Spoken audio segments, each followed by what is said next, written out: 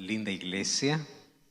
Y para nuestros amigos que están acompañándonos allí en redes sociales, estamos desde la iglesia de los peregrinos en Miami, para tantos lugares, tantos países donde están sintonizando esta semana especial con un título desafiante: decisiones inquebrantables. He escuchado muchos elogios, pero el de hoy sí sobrepasó a todos. Me veo joven, pero en persona adolescente, me dijo allá, solo que aquí cambió un poquito el discurso. No quiso decir lo otro. Gracias por todo el cariño recibido. He podido abrazar a tantas personas, estrechar la mano a tantas personas aquí. Gracias por estar hoy. Vamos a comenzar hoy hablando sobre uno de los asuntos más relevantes de nuestra iglesia. Y como ya oramos, vamos a abrir la Biblia. Y antes permítanme hacer una brevísima introducción sobre la importancia, no mía, ni siquiera como iglesia, sino de Jesús, que le dio a este tema. Yo estuve revisando un poco en los evangelios cuál sería la mayor preocupación de Jesús antes de ir a la cruz. Y en Juan capítulo 17 yo encuentro la súplica que hace al Padre.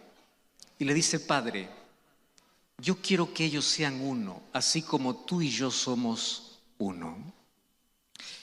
Porque Jesús sabía que el pueblo que le seguiría estaría tan firme en la palabra que la palabra los haría inamovibles.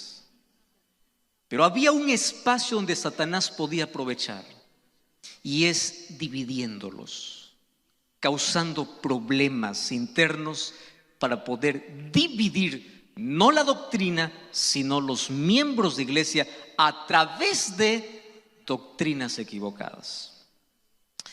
Y aquí yo encontré un asunto interesante. Juan capítulo 14, que se conoce como el sermón de despedida de Jesús antes de la cruz, es el último sermón que Jesús da no para multitudes, sino lo da solamente para sus discípulos. Y en ese sermón existen dos promesas. La primera promesa es la que hace arder nuestro corazón. Y comienza Jesús su sermón diciendo: no se turbe vuestro corazón. Creed en Dios, creed también en mí. En la casa de mi Padre hay muchas moradas. Voy a preparar lugar, vendré otra vez. Esa es la promesa de su regreso, que quería colocarle en el corazón de los discípulos y de todos los seguidores, la que haría que nuestro esfuerzo, nuestra motivación, nuestro despertar cada día tenga sentido, porque al despertar todo cristiano debe decir: ¿cómo quisiera que Jesús regrese hoy? Y la promesa de la segunda venida. Pero existe una segunda promesa descuidada. Y digo descuidada porque poca importancia se le da. Ustedes saben que en Juan capítulo 14 existe la promesa de otra venida. Primero, la venida de Jesús. Y segundo, la venida del Consolador. ¿Quién era ese Consolador? El Espíritu Santo.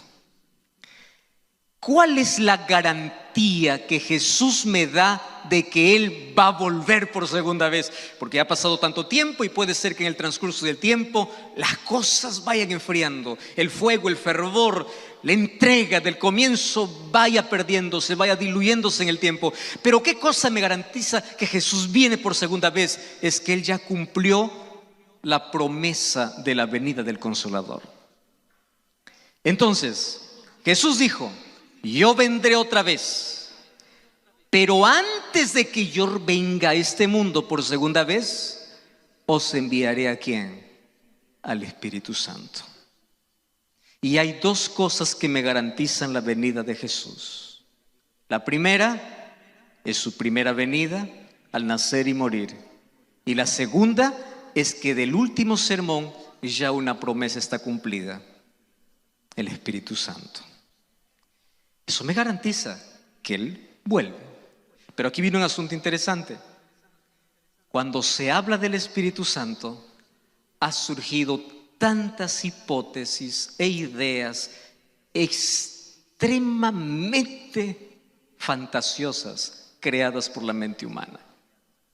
Yo comencé mi ministerio siendo profesor, y una de las cosas más desafiadoras para poder enseñar especialmente a mentes de adolescentes es colocarles en ellos la idea o el concepto correcto de algunos principios. Y uno de ellos, por ejemplo, era cómo muestra el Espíritu Santo. Y cuando a ustedes les digo cuál es la primera imagen que ustedes tienen del Espíritu Santo, cada uno va a tener la suya, porque cada uno tiene un concepto diferente. Cuando yo les digo imagínense cómo es Jesús, para algunos Jesús tiene el cabello largo, otros cabello corto, para unos ojos azules, otros ojos negros, cara redonda, cara larga. Cada uno tiene una imagen de acuerdo a lo que vio, le enseñaron. ¿Y cuál es la imagen que tenemos del Espíritu Santo? La imagen del Espíritu Santo siempre recordamos por símbolos, como una paloma, como fuego, como aire, y por allí surgen ideas extrañas. Es energía, es electricidad, tiene una manifestación diferente. El Espíritu Santo no es una persona, el Espíritu Santo es el mismo Padre, es el mismo Jesús. Tantas cosas allí. Y eso ha hecho que los cristianos de este siglo no le den tanta importancia al Espíritu Santo. Porque tú no puedes convivir o tú no puedes relacionarte con alguien que no sabes quién es. Y si no se conoce el Espíritu Santo, pues ¿para qué me relaciono con él? ¿Para qué voy a pedir algo que no sé quién es, no sé cómo es, no sé qué existe? Y cada vez hay una menos intención del cristiano en buscar a Dios y específicamente el Espíritu Santo. Por tantas ideas que surgen allí, unos negando la presencia del Espíritu Santo, otros dando forma al Espíritu Santo. Y créanme, este es uno de los temas más complejos de poder enseñar. Yo estuve allí buscando mucha información sobre el Espíritu Santo. Aquellos que acompañan Biblia Fácil, yo desarrollé una serie de 15 temas hablando solo del Espíritu Santo. 15 horas solo del Espíritu Santo. Y aún así el tema quedó todavía abierto para muchos otros temas. Pero hoy yo quiero resumir todo eso diciendo lo que la Sagrada Escritura dice. El Espíritu Santo no es una fuerza, no es una energía, no es ni siquiera los símbolos, porque los símbolos son apenas representaciones para conocer un poquito de ese Dios de amor. Es como Jesús dice, es la puerta, pero yo no me imagino a él como una puerta. Jesús dice, yo soy el buen pastor, pero es una imagen. Él dice, yo soy el pan de vida, pero no es pan. Así es que el Espíritu Santo dice que es como paloma, pero no es paloma. El Espíritu Santo dice que es como fuego, pero no es fuego. Son apenas símbolos. Entonces, ¿quién es el Espíritu Santo? Resumiendo todo, el Espíritu Santo es una persona divina. Pero ahí entra en un problema. ¿Cómo es una persona divina? No lo sé. Cuando yo te hago una pregunta y te digo así, ¿cómo imaginas una persona? Lo primero que tú imaginas es, una persona es alguien que tiene ojos, nariz, boca, labios, es una persona. Y desde allí parte nuestro concepto equivocado del Espíritu. Porque nosotros, ¿qué cosa creemos? ¿Cómo será el Espíritu? El Espíritu Santo tendrá ojos, nariz, boca, porque si es persona. No, el Espíritu Santo es una persona divina. ¿Y por qué es una persona divina? Porque para que alguien sea identificado persona, necesita tener 3 características. Primera característica que hace a los seres humanos personas singulares. Número 1, tiene capacidad de voluntad, decisión, decide. Número 2, una persona tiene emociones. Y número 3, una persona es inteligente. Ahora fíjense una cosa, Dios hizo al ser humano imagen y semejanza. ¿Qué cosa le dio? Inteligencia. ¿Qué cosa le dio? Emociones. ¿Qué cosa le dio? Capacidad de ejercer su voluntad. Eso hace de una persona. Porque si tú me dices, una persona es alguien que tiene ojos, nariz y boca, un mono tiene ojos, nariz y boca y no es persona.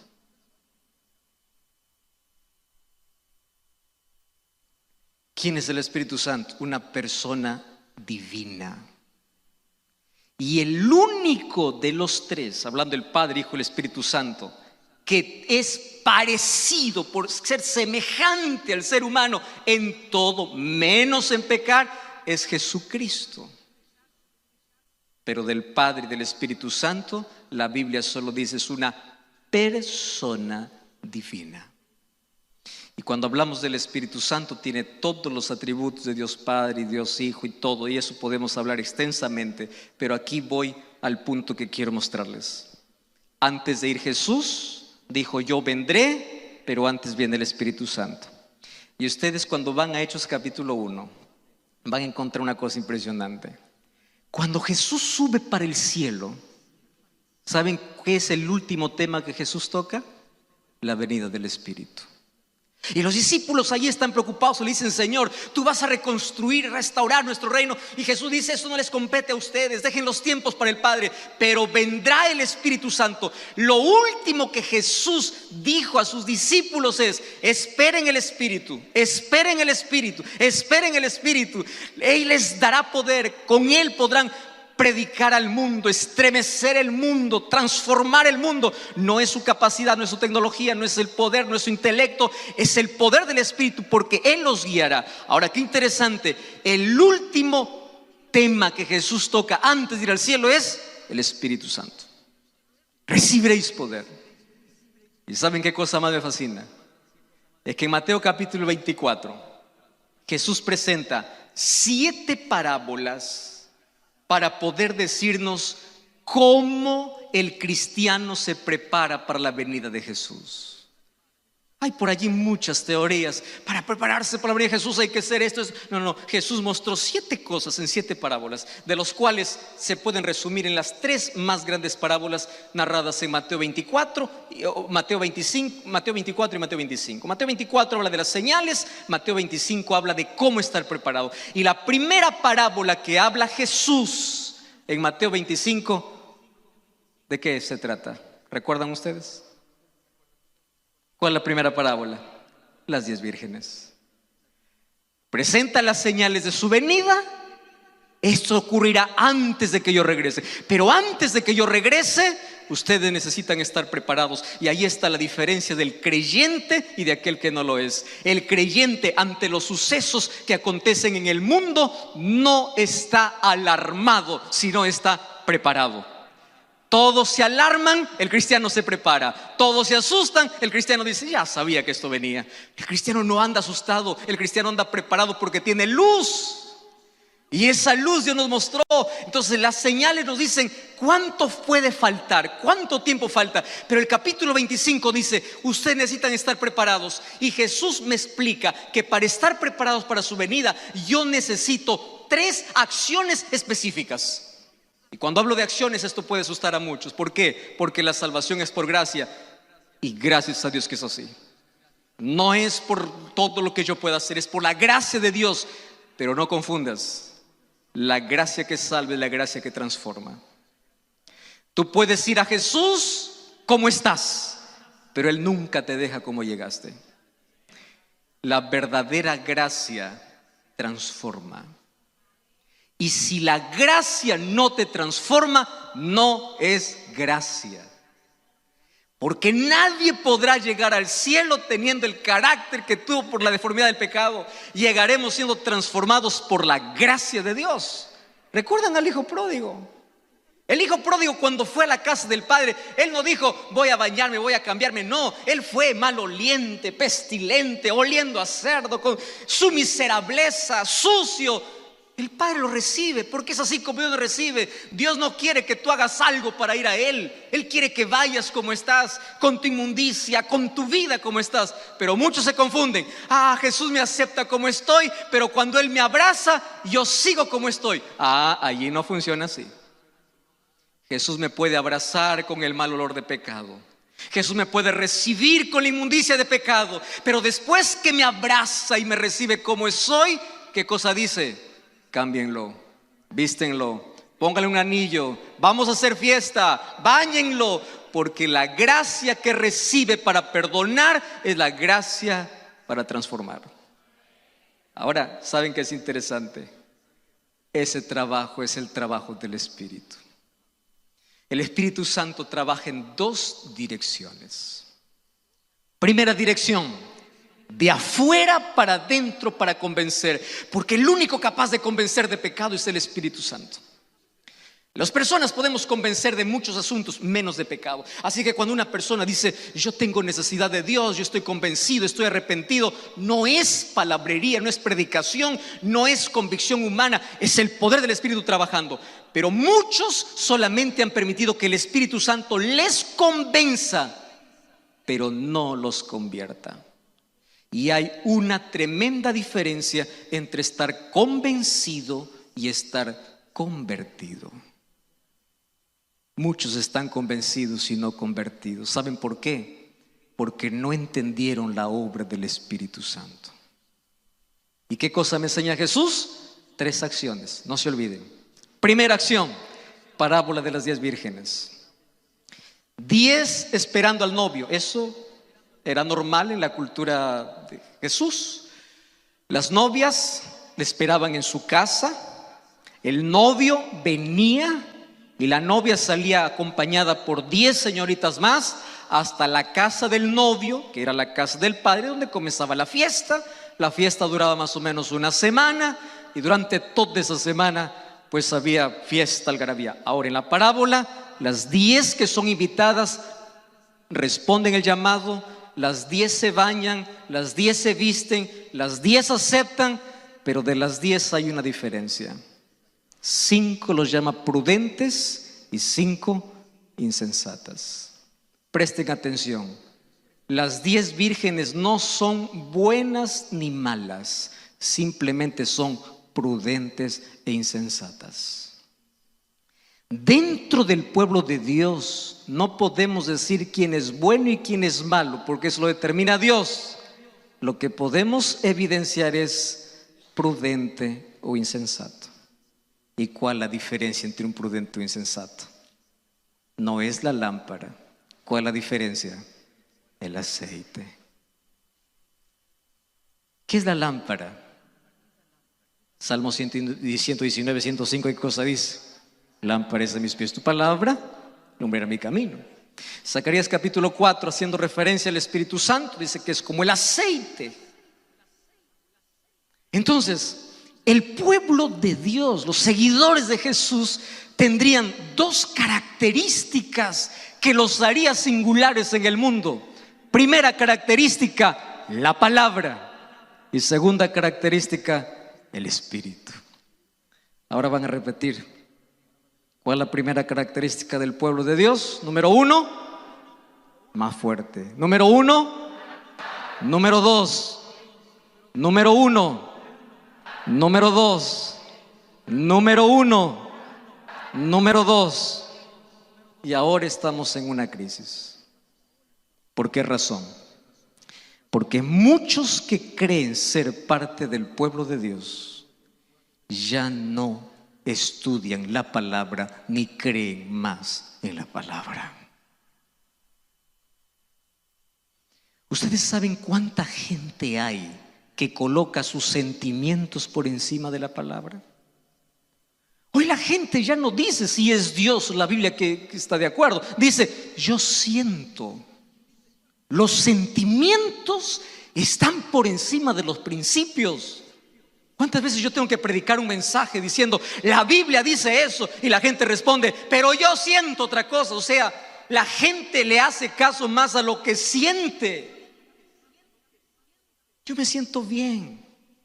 ¿Cuántas veces predico? Lo que estás haciendo no es correcto, dice la palabra, pero yo me siento bien.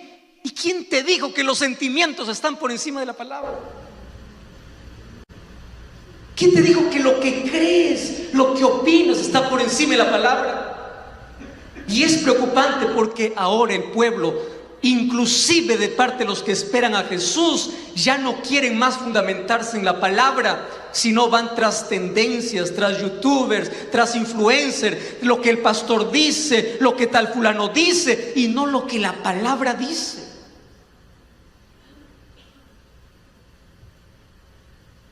Y si es que no tenemos la base sólida en la palabra, ¿qué esperanza hay de tener aceite? Si no tenemos la palabra y la mano en el corazón, si no dedicamos tiempo para la palabra, ¿qué esperanza hay para buscar al Espíritu? Mas estas 10 vírgenes tenían por lo menos todas las lámparas. La diferencia entre una y otra es simple: el aceite. Y siendo el aceite el Espíritu Santo, yo quiero decirles aquí el resumen de mi mensaje de hoy. Dentro de la iglesia hay 2 tipos de creyentes.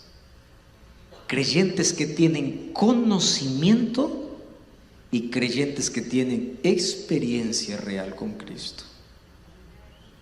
Hay gente que conoce profecías pero no conoce a Jesús. Hay gente que conoce doctrina pero no conoce a Jesús. Hay gente que conoce la Biblia pero no conoce a Jesús. Hay gente que conoce la iglesia pero no conoce a Jesús. Hay gente que puede conocer bien textos de memoria, pero no conoce a Jesús, porque el conocimiento de Jesús viene a través de la experiencia que tengo con Él mediante la palabra en oración, pero es por el Espíritu Santo. Es Él quien me conduce. Y ustedes saben que el conocimiento es tan necesario, pero el conocimiento sin experiencia real con Dios es hipocresía.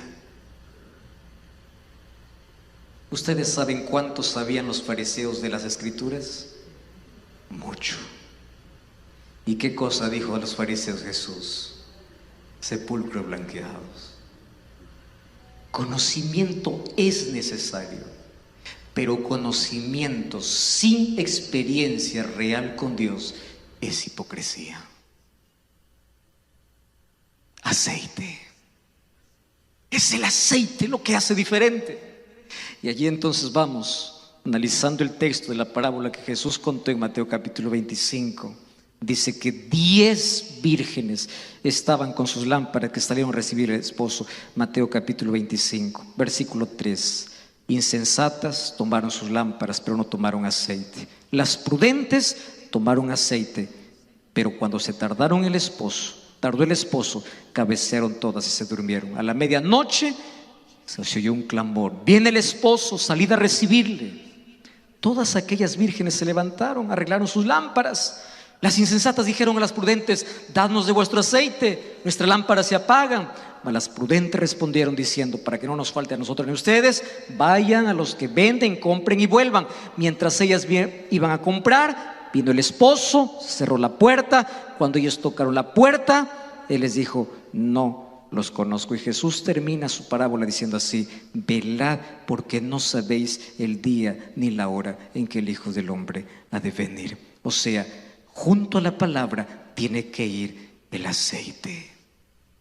Junto con la palabra del Señor tienes que buscar al Espíritu. ¿Y por qué razón? Déjenme decirles de manera breve 5 o 4 razones por las cuales necesitamos del Espíritu en la vida. Número 1. La primera razón es porque sin el Espíritu no hay luz. Ustedes se acuerdan del mensaje que Jesús dio en el Sermón del Monte, Mateo capítulo 5, versículo 14. Jesús dijo: vosotros sois la luz del mundo. Pero ¿saben en qué contexto Jesús lo dijo? Las lámparas nunca podían brillar sin aceite, porque en ese tiempo no había electricidad. Para que una lámpara brille, ¿qué cosa debería tener? Aceite. Entonces viene la pregunta: ¿de qué manera yo puedo ser luz para el mundo si no tengo el Espíritu? ¿De qué manera yo puedo reflejar a Cristo, el amor de Jesús, si no tengo comunión con el Espíritu? Imposible. Entonces, si yo quiero brillar y si yo quiero ser la luz del mundo, necesito del aceite, porque es el aceite quien da luz. La luz es Jesús. Él dijo: yo soy la luz del mundo, pero también dijo: vosotros sois la luz del mundo. Pero para que nosotros podamos brillar, necesitamos del aceite, el aceite del Espíritu, para reflejar el amor de Jesús. Número 2, necesitamos del aceite que aquí representa el Espíritu. ¿Saben por qué? Porque el aceite era el símbolo de consagración. ¿Con qué se ungía a los reyes? Con aceite. ¿Con qué se ungía a los sacerdotes? con aceite. ¿Y ustedes saben por qué los ungían con aceite? Porque el aceite era el símbolo de consagración. ¿Ustedes saben qué cosa hace que podamos llevar una vida consagrada y entregada al Señor? El Espíritu Santo. Y cuando vamos a Apocalipsis 5:10 dice que nosotros somos llamados para formar un reino de sacerdotes. Y Dios, para formar un reino de sacerdotes, tiene que ungir a su pueblo. Y el ungimiento a su pueblo es a través del Espíritu. Por eso es que el Espíritu representa ¿qué cosa? El aceite. Número 1, sin aceite no hay luz. Número 2, sin aceite no hay consagración. Y número 3, sin aceite no hay sanidad. Y yo quiero dedicar apenas unos minutos aquí. Abran sus Biblias, el libro de Levítico capítulo 14, versículo 17 y versículo 18. Levítico capítulo 14, versículo 17 y versículo 18. Lean conmigo.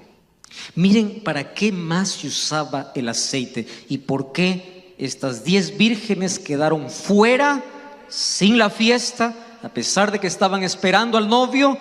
Les faltó el aceite. ¿Más qué representa el aceite en la Biblia? Luz, consagración y sanidad. Dice el versículo 17: y de lo que quedare del aceite que tiene en su mano, pondrá el sacerdote sobre el lóbulo de la oreja derecha del que se purifica, sobre el pulgar de su mano derecha, sobre el pulgar de su pie derecho.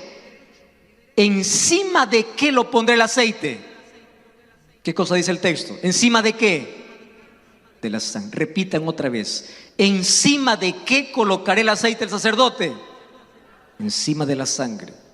Y de lo que quedare del aceite que tiene en su mano, lo pondrá ¿sobre qué? Sobre la cabeza del que se purifica, y hará el sacerdote expiación por él delante de Jehová. Déjenme explicarles brevemente. Ustedes saben para quién fue dada esta orden. Para las personas que estaban volviendo a la vida normal después de haber sido excluidas por la lepra que tenían. La lepra era la enfermedad más incurable, los apartaba de la familia, de la vida, y estaban condenados a morir. La lepra también es el símbolo del pecado, representa el pecado que destruye, que acaba, que nos mata lentamente. Pero un día, cuando esa persona era declarada limpia, no se integraba así nada más al pueblo.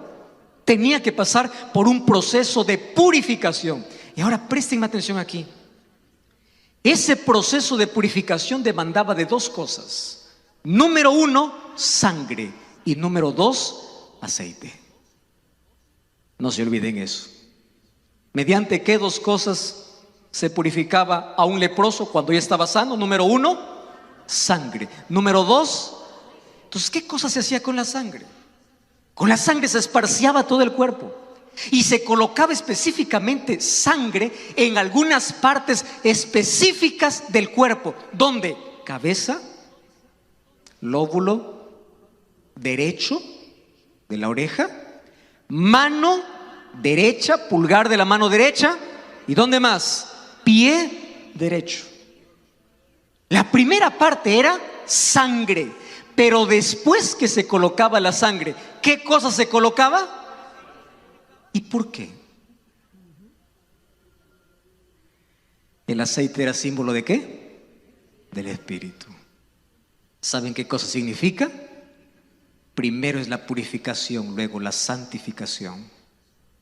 Primero es la sangre de Jesús y después su poder. Su poder nos libra del pecado, nos da poder sobre el pecado. Pero para eso Él tiene que ungirnos. ¿Y por qué tiene que colocar el aceite sobre la cabeza? La cabeza es el símbolo de decisiones. Si tus decisiones son guiadas por emociones y no por el Espíritu, estás condenado al fracaso. La única manera de poder tomar decisiones correctas en la vida es permitir que la sangre de Jesús y el aceite del Espíritu pueda cubrirnos. La decisión inquebrantable comienza cuando somos ungidos por Dios y Él coloca su sacrificio y coloca su Espíritu y lo coloca en la cabeza, limpia nuestra mente para poder saber a dónde vamos, para no caer más en el pecado. Número 2, coloca sobre el oído. ¿Qué representa el oído? Obediencia. Yo ya te purifiqué, coloco el aceite sobre el oído porque ahora tienes que obedecer, tienes que escuchar, tienes que obedecer. ¿Por qué coloquen la mano? Porque la mano es símbolo de acción, de servicio, y el Espíritu Santo lo que te lleva es a ser dadivoso, a ser generoso, a ser luz para los demás. Acciones positivas, acciones semejantes a de Jesús. ¿Quién hace eso? El Espíritu Santo. ¿Y por qué en el pie? Pie es símbolo de caminar derecho, caminar por las sendas de la vida. Y mira cómo funciona. Cuando un leproso era purificado, primero se colocaba sangre, pero luego aceite.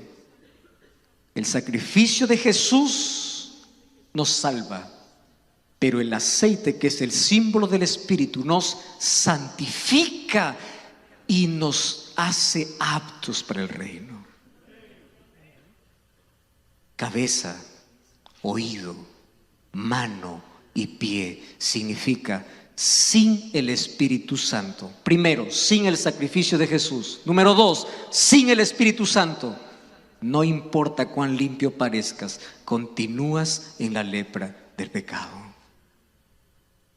¿Cuántos han aceptado el sacrificio de Jesús en sus vidas? ¿Y cuántos han pedido el aceite?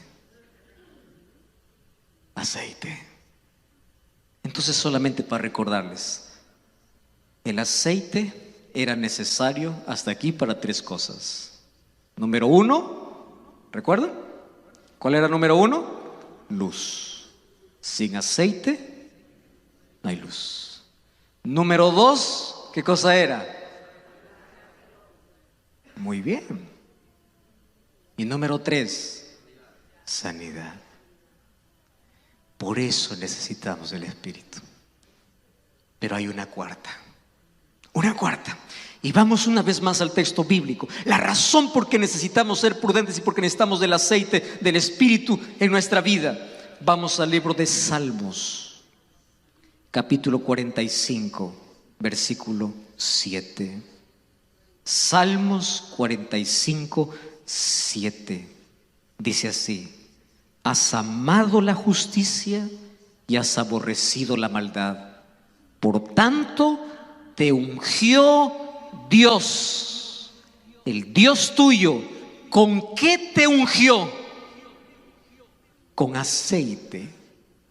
¿De qué? De alegría, más que a tus compañeros. El ungimiento hecho con aceite, ¿qué cosa es lo que traía el cristiano? O aquí, en este texto, ¿qué cosa es lo que traía? Alegría. Entonces, no existe una vida cristiana llena de satisfacción en Cristo sin el Espíritu. La vida cristiana para muchos es la carga más pesada, porque solamente piensa en una lista de prohibiciones, cuando la vida cristiana tiene que ser un camino de satisfacciones. ¿Cómo es que yo puedo decir a las personas, alégrate en el Señor, si toda la vida me ven amargado? ¿Cómo yo puedo mostrar a un Dios que me dé esperanza si me hundo en la desesperación ante el primer problema? Entonces, ¿qué cosas el Espíritu? Trae armonía, equilibrio, alegría. Por eso es que el fruto del Espíritu, según Gálatas capítulo 5, es amor. Y lo primero que viene después del amor, ¿qué cosa es? Es alegría. Entonces necesitamos del aceite por lo menos para 4 cosas importantes en nuestra vida. Y aquí voy a tomar un examen porque yo creo que han estado atentos en este mensaje. 4 cosas importantes. Vamos a hacer un resumen. La última preocupación de Jesús antes de ir al cielo es: reciban el Espíritu.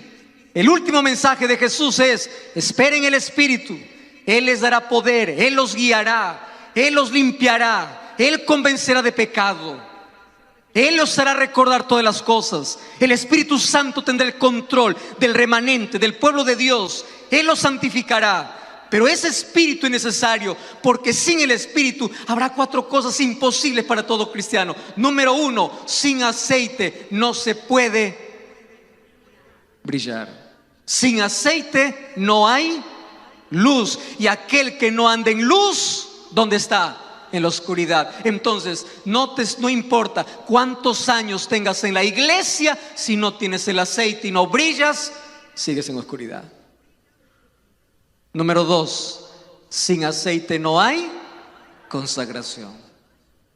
El ungimiento con aceite representa que yo soy separado, y cuando soy separado disfruto de las cosas que Dios tiene para mi vida. Porque yo fui separado. Inclusive mi vida va cambiando. Antes me gustaban las cosas del mundo. Ustedes saben que para poder salir de nuestra inclinación pecaminosa, inclinada hacia el pecado, para las cosas de Dios, no son cosas automáticas. Hay una lucha, y cada uno tiene su propia lucha. Y gloria a Dios, porque hay personas que al instante pueden cambiar y decir: pastor, ayer era tal fulano, hoy soy otra persona y nunca más tengo ganas de volver. Amén por tu experiencia. Pero hay otras personas que tienen toda una vida luchando.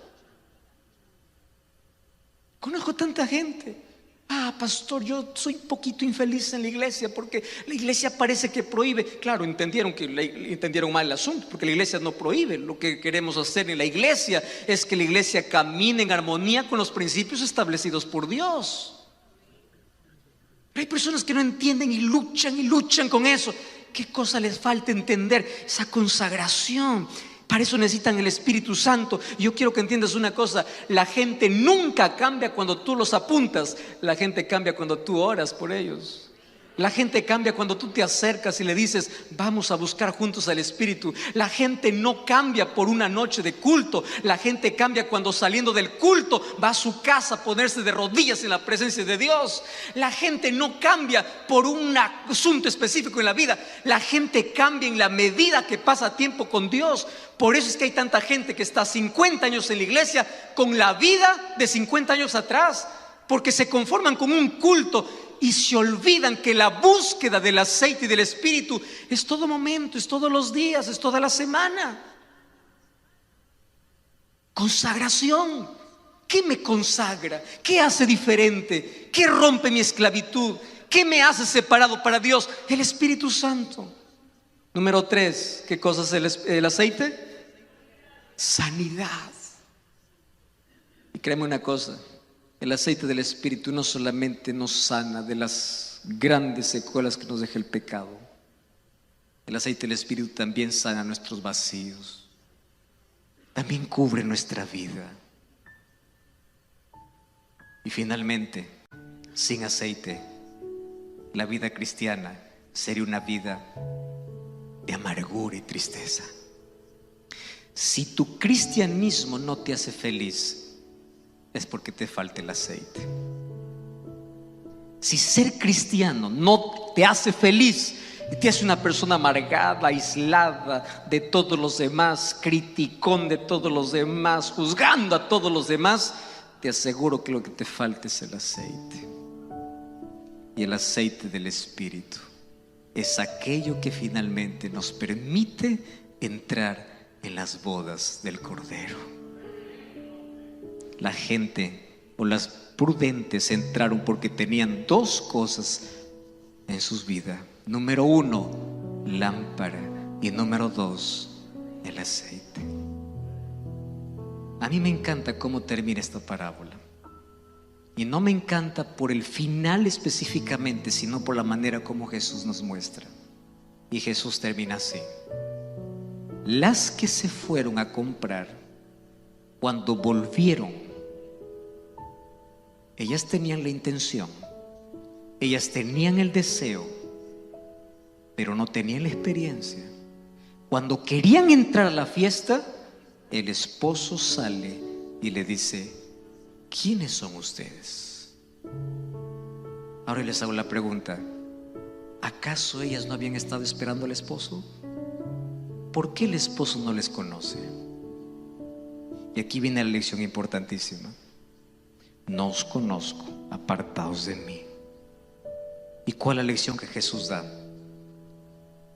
La lámpara es importante, pero estará completa cuando tiene aceite. Tu fundamento, tu creencia, tu fe debe estar en la palabra, pero solo estará completo cuando la palabra sea parte de tu experiencia conmigo. Porque de nada sirve recitar 100 versículos de la Biblia, pero vivir tan lejos de Dios. Ahora, ¿qué cosa es lo que Jesús me enseña?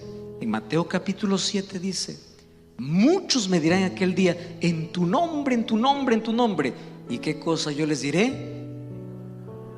Nuevamente, no los conozco. Ahora vamos a juntar las dos expresiones. ¿A quién les dijo no los conozco? Aquellos que no tenían el aceite. En Mateo capítulo 7, 21, Jesús dice: ¿a quién le dice no los conozco? Aquellos que hicieron cosas buenas. Usted revisa Mateo 7, 21. En tu nombre echamos fuera demonios, en tu nombre hicimos milagros. ¿Cosas buenas o no? Buenas. ¿Por qué Dios no los conoce? La razón es simple. Porque conocer a Dios no se trata del conocimiento intelectual, se trata de la experiencia diaria que tengas con Él. Y en la Biblia hay dos textos asustadores. Primer texto asustador está en Apocalipsis capítulo 21. Allí dice que los que irán al lago de fuego serán los idólatras, malos, hechiceros, adúlteros, asesinos, homicidas. Todos estarán ardiendo en el lago de fuego. Cuando yo leo el texto digo: gloria a Dios que yo no estoy allí. No, ya estoy salvo. Pero cuando vamos a Mateo 7, 21 dice: también los que hacen milagros, y también los que dicen Señor, Señor, también los que van a la iglesia, también los que cantan, les diré: no los conozco, apartaos de mí, hacedores de maldad. Y yo siempre cuestioné y dije: ¿por qué maldad? Ellos no mataron, no robaron, no adulteraron, tenían una vida correcta. ¿Por qué Jesús le dice hacedores de maldad? Porque vuelvo al primer concepto: conocimiento sin relación con Dios es hipocresía. Y ustedes están en la misma maldad que aquellos que nunca me conocieron. Hermanos, llegaremos al cielo por la gracia del Señor, pero no se olviden una cosa: esa gracia se busca todos los días, y esa gracia necesita salvarnos y transformarnos, y para ello necesitamos del aceite del Espíritu. ¿Cuántos en esta noche queremos recibir ese aceite? Amén. Allí donde estás, yo quiero que cierres tus ojos y le digas al Señor: Señor, yo ya te acepté como mi Salvador, mas hoy necesito comenzar una experiencia real contigo. Yo necesito del aceite del Espíritu para poder brillar, para poder ser consagrado, para poder ser sanado y para ser feliz en ti. Si tú escuchas ese llamado, allí haz una oración al Señor. Y yo quiero orar para las personas que están acompañándonos sobre esta transmisión. Hoy estamos aquí desde una iglesia donde todos aquí ya hicieron un compromiso con Jesús. Más probablemente el mensaje de hoy también llegó para alguien que apenas está conociendo de Cristo. ¿Tú sabes quién es aquel que te convence para que tú puedas conocer a Jesús? Es el Espíritu Santo. ¿Tú sabes cuál es su obra? Todos los días al despertar, Él está allí listo para impresionar y llamar tu atención. Y Él está listo para invitarte a formar parte del reino de Dios. Y ha recibido tantas invitaciones en la vida, tantas invitaciones. Probablemente ha sido resistente a tantas de ellas. Mas en el nombre de Jesús, yo quiero invitarte para que hoy comiences una experiencia diferente. Allí donde tú estás, ponte de rodillas y dile: Señor, yo escuché desde hace mucho tiempo tu voz, mas siempre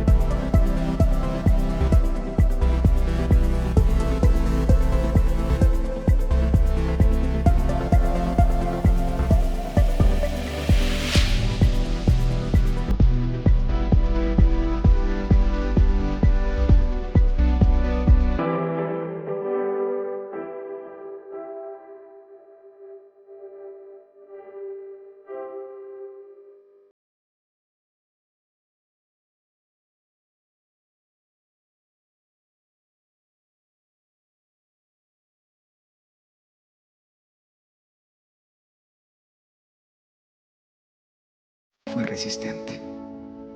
Tu Santo Espíritu habló para mi corazón tantas veces, mas yo no lo escuché. Mas a partir de hoy, yo quiero aceptar tu sacrificio y quiero aceptar que tu Espíritu siga trabajando en mi vida. Busco una iglesia adventista el séptimo día. Ahí donde estás, estaremos listos para esperarte, para abrazarte y para juntos comenzar una nueva historia al lado de Jesús. Si tú hoy quieres pedir que Cristo entre en tu corazón, que el Espíritu Santo siga trabajando en tu vida, entra en contacto con nosotros. Queremos orar por ti y queremos pedir que el Espíritu Santo que comenzó su obra en ti la continúe haciendo. ¿Y sabes cuál es la evidencia de que Dios te está llamando? Es que te quedaste hasta el final de este sermón. No es casualidad, es Dios llamándote para su reino. Que Dios bendiga en gran manera tu decisión y que el Espíritu Santo que te convence de pecado sea el Espíritu que te transforme y te capacite para el cielo. Mientras tanto, nosotros aquí busquemos ese poder todos los días. Llegando a casa, no vayas directo para dormir. Anda a casa y de rodillas suplica que el Espíritu Santo pueda darte el aceite para ser luz, para ser consagrado, para ser sanado y para ser feliz. ¿Quieres pedir eso? Ponte de pie, vamos a orar. Gracias, Señor, por tu palabra. Hoy, entendiendo el mensaje que viene del cielo, queremos reconsagrar nuestra vida. Nos entregamos a ti, aceptamos una vez más el sacrificio de Jesús. Mas junto con el sacrificio, aceptamos que tu Santo Espíritu siga trabajando en nuestro corazón. Aquel que nos convenció de pecado, que hoy comience ese trabajo de transformación, donde cada día podamos ser más semejantes a ti. Que Jesucristo pueda ser revelado a través de nuestras acciones, de nuestra vida, y que tu Espíritu pueda prender esa luz en cada creyente para que por donde pasa podamos marcar la diferencia. Pero esa diferencia que inspira, que hace que las personas puedan mirar a Jesús. Ayúdanos a ser cristianos felices, consagrados, curados, reflejando tu gloria. Toma nuestra vida en el nombre de Jesús. Amén.